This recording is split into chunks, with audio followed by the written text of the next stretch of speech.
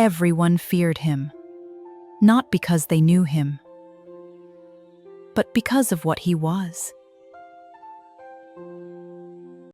Everyone feared him, not because they knew him, but because of what he was.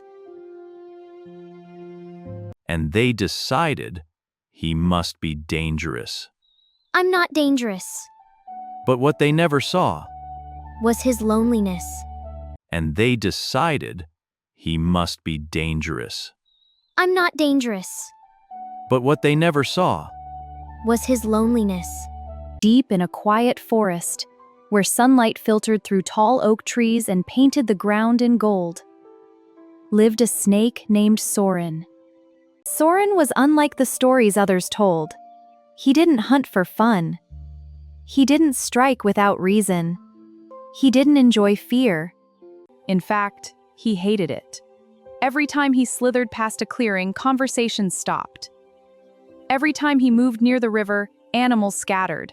the deer ran, the rabbits hid, the birds flew away.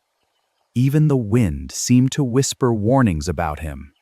Soren never said a word. He simply watched them leave. At night, when the forest quieted, he would coil beneath a large rock and stare at the stars. He wondered what it felt like to belong. In the heart of the forest lived a group known as the Sisterhood, a peaceful gathering of animals who protected one another. They shared food, they warned each other of danger. They laughed, played, and lived together. But they had one rule: stay away from the snake. One evening, as the golden light faded, a young rabbit wandered too far from the group. Please, don't hurt me.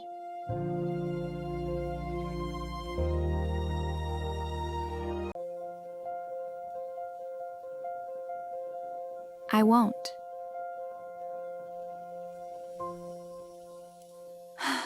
The rabbit blinked in surprise, but before she could say anything more, she ran back to the others.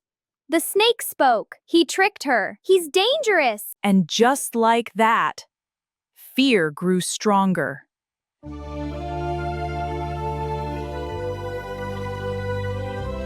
Days passed. Soren kept his distance, but something inside him had changed. He had spoken, and for a brief moment, someone had listened. So he tried again. Near the river, he approached a wounded fox lying quietly by the water. Soren hesitated, then gently pushed a leaf filled with water closer. Stay away from me. I mean it.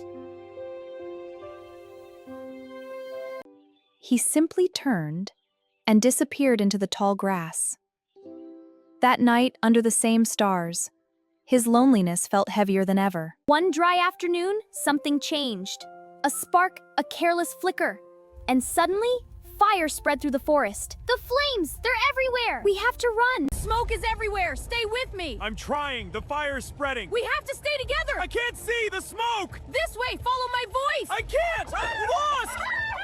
Closer, closer. And then, through the smoke, something moved. Soren. Soren! Soren saw the fox struggling. He paused. This was the same fox who had rejected him, the same fox who told him to stay away. The flames crackled violently around them. Soren could leave. He could save himself. No one would blame him. No one would even know. But instead, Soren, go! Save yourself! I won't leave you! But the fire! We'll face it together.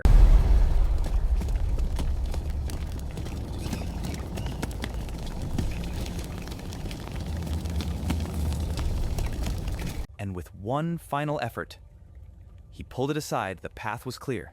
The fox stared. The fox starment neither moved. Then Soren slowly uncoiled. His body weakened.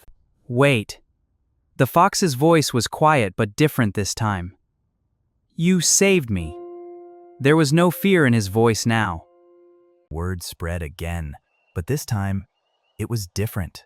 The snake saved him. He risked his life. He isn't what we thought. And for the first time, when Soren passed through the clearing, no one ran. Sometimes, the ones we fear the most are the ones who understand kindness the deepest. because they've lived without it.